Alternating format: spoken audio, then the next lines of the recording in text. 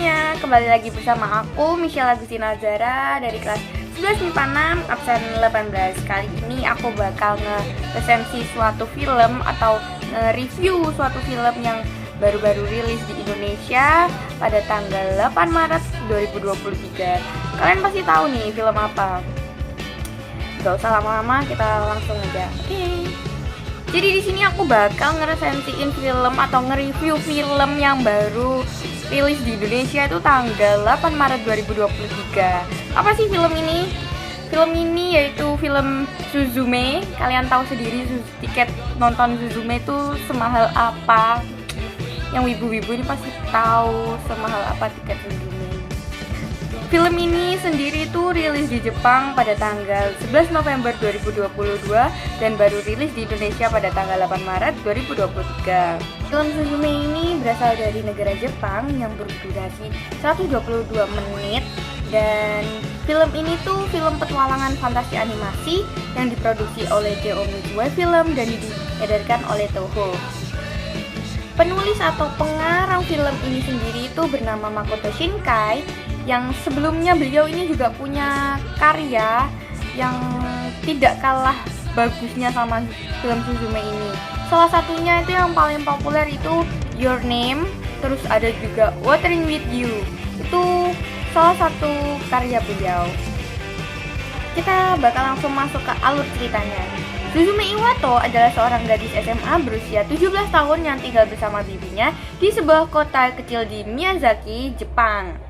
Pada suatu hari, Suzume ini bermimpi dia masih kecil dan mencari ibunya di suatu tempat yang indah. Setelah dia bangun, dia bergegas menuju ke sekolah. Pada saat perjalanan di sekolah, si Suzume ini ketemu sama seseorang laki-laki yang sangat ganteng banget. Ganteng. Dan si Suzume ini kayak ngerasa kayak aku tuh pernah ngelihat orang ini sebelumnya, tapi kapan gitu. Terus akhirnya dia tuh yang awalnya naik sepedanya itu kenceng kayak berhenti sejenak gitu loh. Terus pada saat dia berhenti, ternyata si laki-laki ini juga ikut berhenti. Suzume dan laki-laki ini berhenti. Si laki-laki ini bertanya, apakah kamu tahu sebuah pintu di kota reruntuhan? Dan pada akhirnya Suzume pun menjawab tidak tahu ke laki-laki tersebut dan akhirnya mereka kembali ke aktivitas masing-masing. Dan setengah perjalanan Suzume ke sekolah, Suzume pun teringat sama laki-laki tadi dan langsung menuju ke kota reruntuhan. Dan di kota reruntuhan itu Suzume itu melihat sebuah pintu yang berdiri tegak di atas air atau di atas kolam.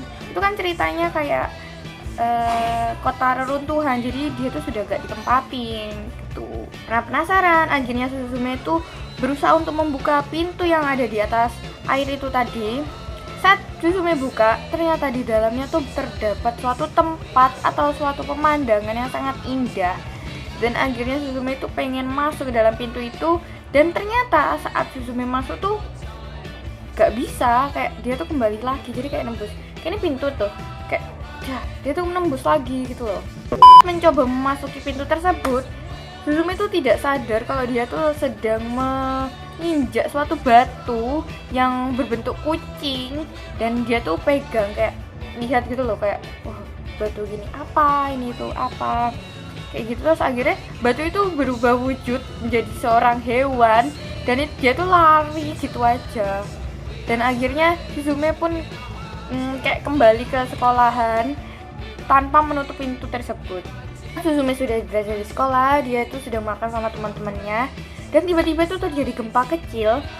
Si Suzume itu melihat ke arah jendela dan melihat suatu kayak asap merah dari kota reruntuhan itu tadi. Kayak dia langsung curiga kayak, waduh ada apa ini, ada apa. Akhirnya si Suzume itu langsung kayak bergegas lari karena si asap merah itu yang bisa lihat tuh cuma Suzume aja, teman-temannya yang lain tuh nggak bisa lihat.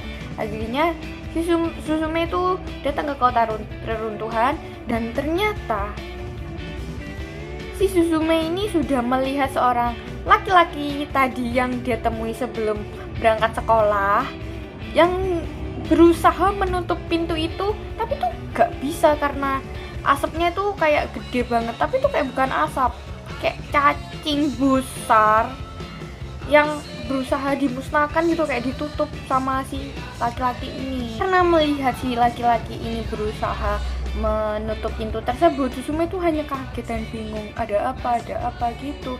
Terus kan si laki-laki ini berusaha kayak menutup pintu itu kan, berusaha keras sampai dia tuh terpental dan kayak terluka. Terus akhirnya Suzume tuh berusaha membantu si laki-laki ini dan akhirnya pintu bisa tertutup dan laki-laki ini mengeluarkan kunci dan mengucapkan suatu mantra dan akhirnya pintu itu bisa terkunci dengan secara ajaib dan asap merah tadi atau cacing besar tadi itu bisa tiba-tiba itu kayak langsung boom, kayak wow, dia tuh langsung kayak hilang, kayak bukan hilang, kayak meletus dan mengeluarkan hujan gitu, kayak wangi hujan, jadi kayak bam. Karena laki-laki ini terluka, akhirnya Suzume pun mengajak laki-laki ini ke rumahnya untuk diobati karena dia tuh ngerasa kayak gak enak karena gak bantu dia tuh dari awal gitu loh. Setibanya di rumah Suzume, akhirnya laki-laki ini pun memperkenalkan diri, yaitu namanya Sota Munakata, yang dipanggilnya tuh Sota. Sota sendiri itu adalah sosok yang laki-laki yang besar dan tampan, dan dia menjelaskan bahwa dia harus menemukan dan mengunci pintu di tempat-tempat yang ditinggalkan untuk mencegah cacing besar itu yang menyebabkan gempa bumi tadi. Saat Suzume mengobati luka-luka Sota, tiba-tiba Suzume ini kedatangan seorang kucing di jendela balkonnya, yang kucing tuh kelihatan lemah letih lesu gitu loh, kayak kucing tuh kayak kurang dirawat. Dan akhirnya Suzume ini kayak ngerasa kasihan dan dia tuh ngasih makan ke kucing ini, makan dan minum. Dan si Suzume ini ngomong gini kayaknya aku bakal melihara kamu deh, kayak gitu. Tiba-tiba kucing itu yang awalnya yang lemah letih lesu itu jadi kayak gendut, langsung sehat, putih dan bersih dan cantik, sumpah. Tidak disangka-sangka kucingnya tuh tiba-tiba tuh bilang kayak kucingnya tuh ngomong guys, tiba-tiba itu kayak ada sesuatu yang terjadi, keajaiban terjadi dan push, si Sota berubah menjadi kursi kecil miliknya Suzume dan kucing itu tuh lari begitu aja, dan si Sota yang sudah berubah menjadi kursi itu pun ikut ngejar kucing itu, jadi kursinya tuh jalan. Akhirnya Suzume pun ikut mengejar si Sota dan si kucing itu tadi sampai dia tuh masuk ke kapal feri dan kehilangan jejak si kucing itu tadi. Dan akhirnya si kucing ini bisa viral ke dunia maya di Twitter, dan namanya itu ternyata kucingnya tuh Deijin. Dia tuh viral begitu saja. Dan si Sota dan si Suzume ini yang kehilangan arah hanya bisa menunggu dan mencari suatu informasi tentang Deijin ini. Akhirnya Sota dan Suzume itu turun dari kapal feri dan lanjut mencari Deijin. Dan tiba-tiba seekor cacing baru muncul di taman hiburan yang terbengkalai.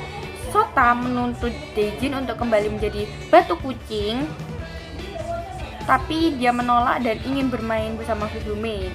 Suzume dan Sota akhirnya pun berusaha mengunci pintu cacing itu tadi di taman hiburan yang terbengkalai. Sayangnya Deijin belum bisa tertangkap. Dan selama perjalanan Sota dan Suzume mencari Deijin ini, ya gitu, kayak selalu ada cacing besar yang muncul, terus kayak mereka harus menutup pintunya, dan si Suzume yang menggantikan posisi Sota yang menjadi kursi tadi tuh langsung kayak dia tuh harus bisa membaca mantra dan masukkan kunci ajaib itu. Dan pada akhirnya Suzume dan Sota pergi ke apartemen Sota yang di Tokyo. Dia memberitahu mitos Namazu dan bawah batu kunci utama hilang.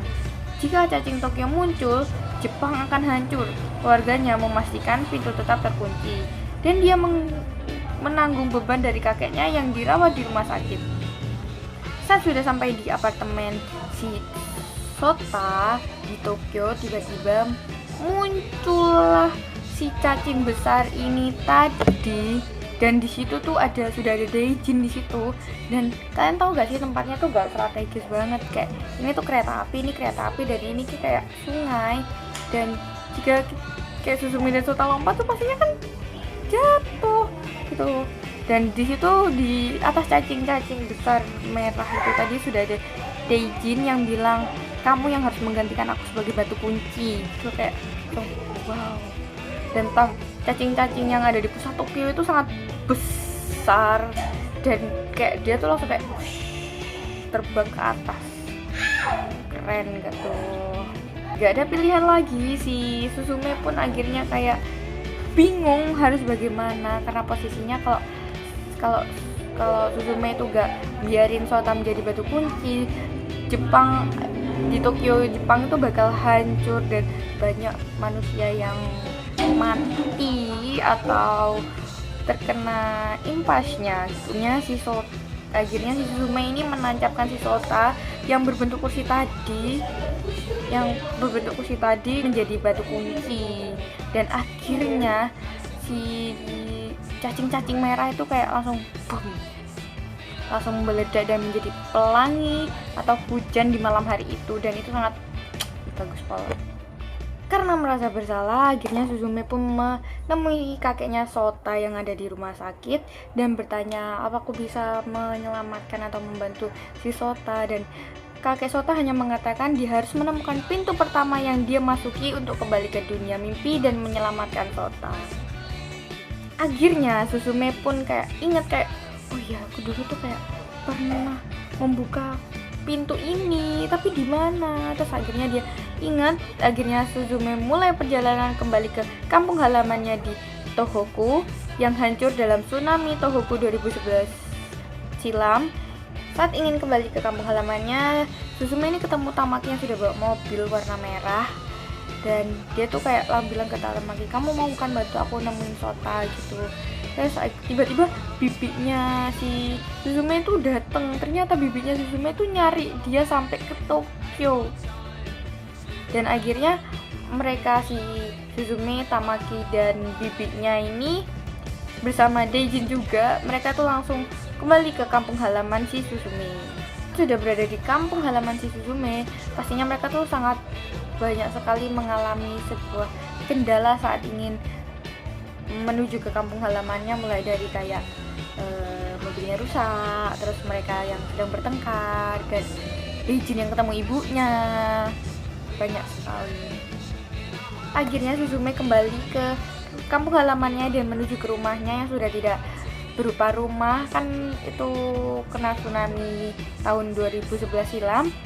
Dan dia tuh kayak menggali sebuah tempat yang di dalam tanah itu sudah ada isi kayak boxnya dia tuh loh, kayak kalau ada kayak Mas Kecil tuh kayak harta karunnya dia. Dan dia tuh melihat diarinya dia tuh gambar suatu pintu. Dan akhirnya dia tuh langsung ke tempat pintu itu berada gitu. Ternyata benar aja, pintu tuh sudah ada di situ, dan pintu tuh sudah kayak tidak terurus, tapi tuh pintunya masih bisa dibuka gitu loh. Saat dia buka, dia itu melihat tempat yang di awal scene, yang tempat yang indah sekali, dan si Sota sudah berada di situ dan membeku dalam bentuk kursi. Saat masuk ke dalam pintu itu, tiba-tiba si Suzume itu jatuh ke tempat, tapi dia itu kayak tempatnya tuh kayak suatu kampung yang udah kebakar. Jadi dia sebelum mau menuju ke Sota, dia tuh harus melewati kampung yang kebakar itu. Dan di situ dia sudah ditemani sama Daejin sama ibunya Daejin. Karena pintu yang tadi Suzume itu buka dan tidak bisa dikunci, dan muncullah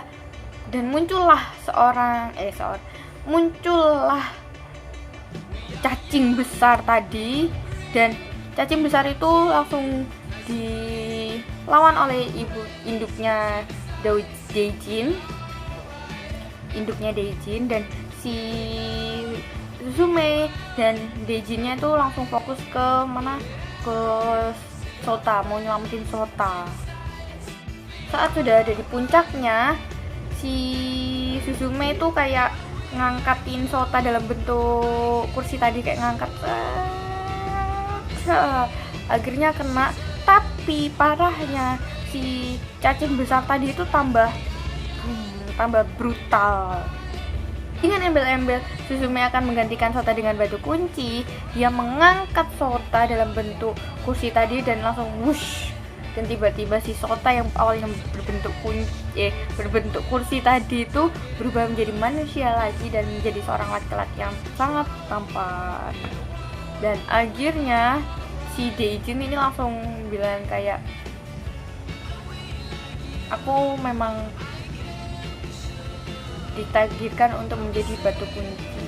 Itu si Deijin ini kembali wujudnya menjadi batu kunci, dan induknya pun kembali menjadi batu kunci, dan akhirnya perjuangan si Suzume untuk menyelamatkan si Sota pun berhasil, dan mereka tuh keluar lagi dari pintu yang mereka masuki tadi. Dari pintu tadi Suzume dan Sota ini sudah disambut oleh Tamaki dan juga bibinya si Suzume, dan pada akhirnya mereka pun sudah kembali ke. Di sini pun perpisahan terjadi. Akhirnya Suzume dan bibinya pergi atau pulang ke rumahnya, dan si Sota dan Tamaki ini kembali ke Tokyo. Di scene ini tuh sedih banget karena kayak akhirnya Suzume tuh tahu kalau dia tuh mencintai si karena ini Sota ini. Dan di scene terakhir kayak pas Suzume mau pulang tuh, Suzume tuh memeluk si Sota.